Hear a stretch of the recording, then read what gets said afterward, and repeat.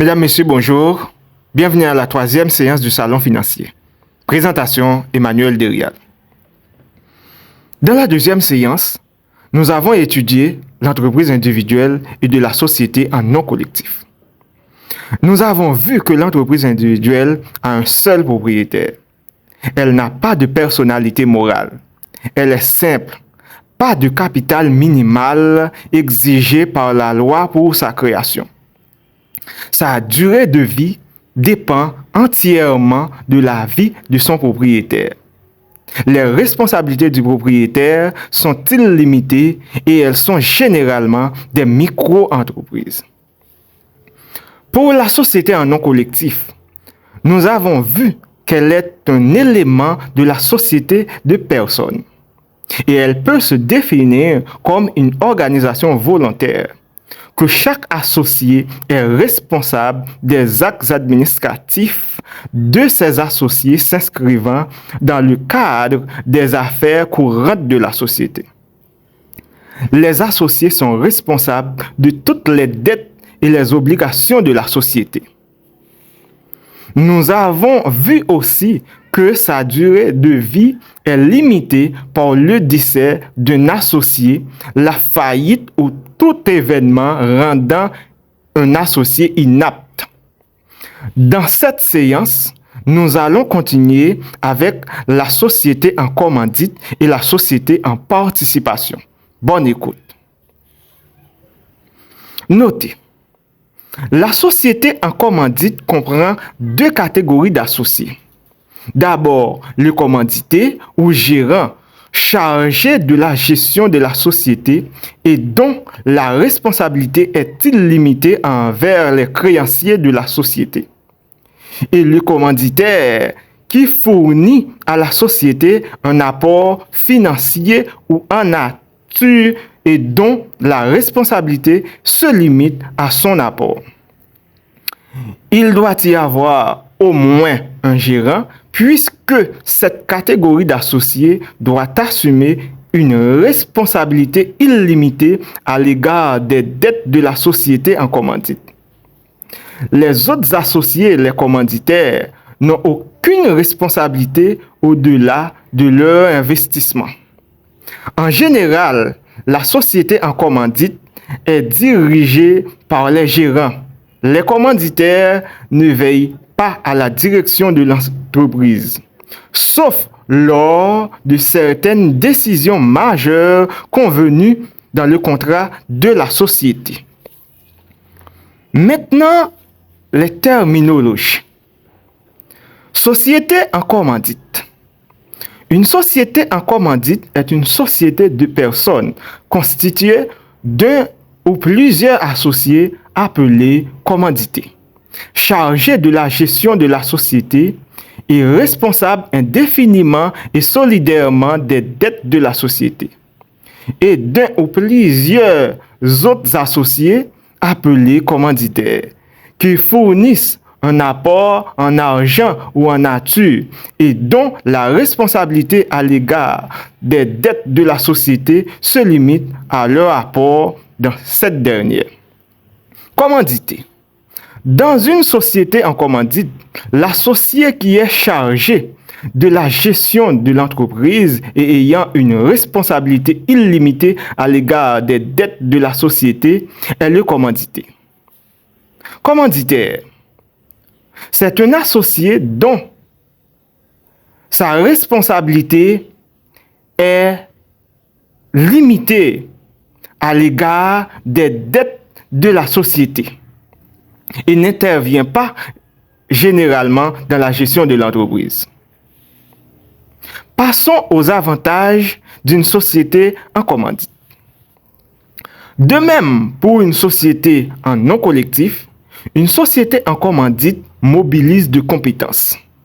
Elle mobilise de fonds parfois même plus importants qu'une société en non collectif. Elle ne fait pas de déclaration définitive d'impôt.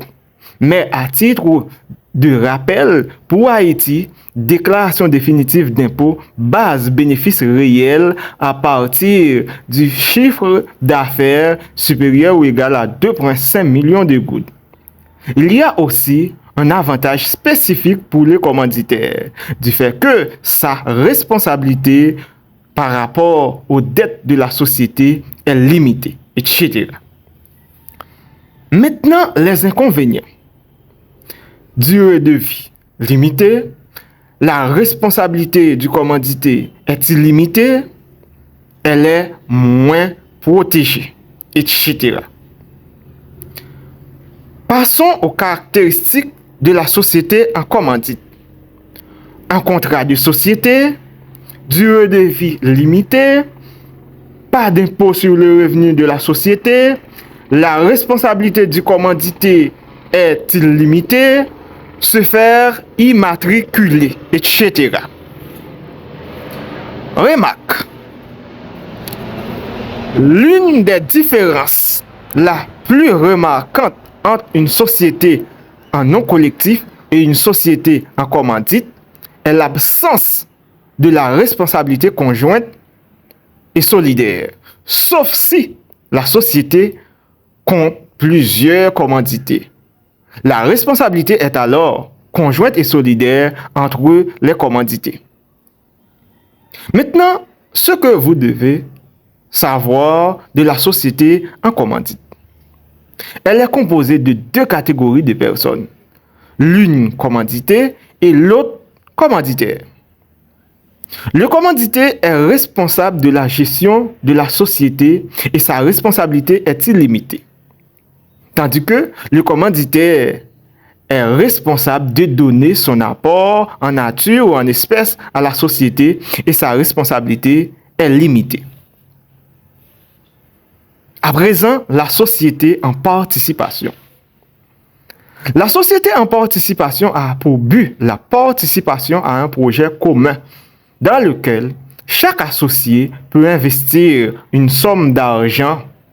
Elle se distingue principalement de la société en non collectif de la façon suivante. Chaque associé demeure propriétaire des biens qu'il fournit à la société en participation. La responsabilité des associés est personnelle et conjointe, c'est-à-dire qu'elle se limite à une participation égale à celle des autres, même si celle des associés est inégale. La faillite de la société en participation n'entraîne pas obligatoirement la faillite des associés. La société en participation n'est pas tenue de déposer une demande d'immatriculation. La société en participation permet à des professionnels de se regrouper et partager les coûts de location d'un immeuble, les frais de secrétariat, etc. Les associés partagent les dépenses de services mises en commun, mais conservent leur clientèle et les revenus qu'ils en tirent.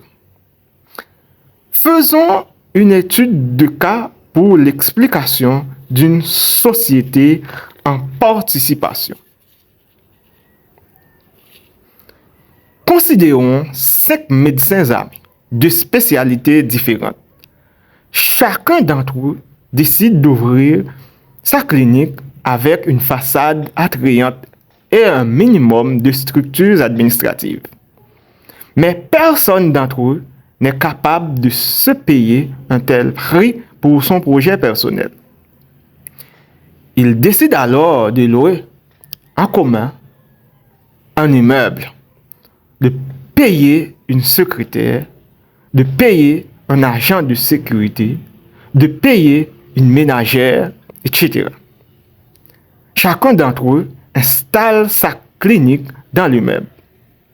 Chacun a sa propre clientèle et son propre bénéfice après avoir déduit les frais encourus. Passons aux avantages d'une société en participation. Les charges d'exploitation sont considérablement réduites pour les associés. Une mobilisation de fonds importante. Elle ne fait pas de déclaration définitive d'impôts, etc. Maintenant, passons aux inconvénients. Absence de vision commune pour la société. Probablement pas de projets d'innovation dans cette catégorie de société. L'entreprise peut être en faillite à tout moment, etc. Caractéristiques de la société en participation. Il y a toujours un contrat de société. Partage de la majorité des frais fixes et de certains frais variables. Chaque associé demeure propriétaire des biens qu'il fournit à la société.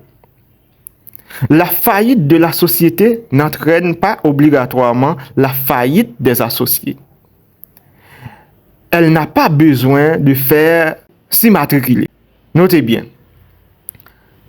il faut toujours avoir un œil sur la loi régissant la matière de chaque pays. En somme, la société en participation permet aux associés de participer à un projet commun. Chaque associé demeure propriétaire de son activité à l'intérieur de la société. Les associés partagent généralement la majorité des frais fixes et certains frais variables. Merci d'avoir été les nôtres. À bientôt.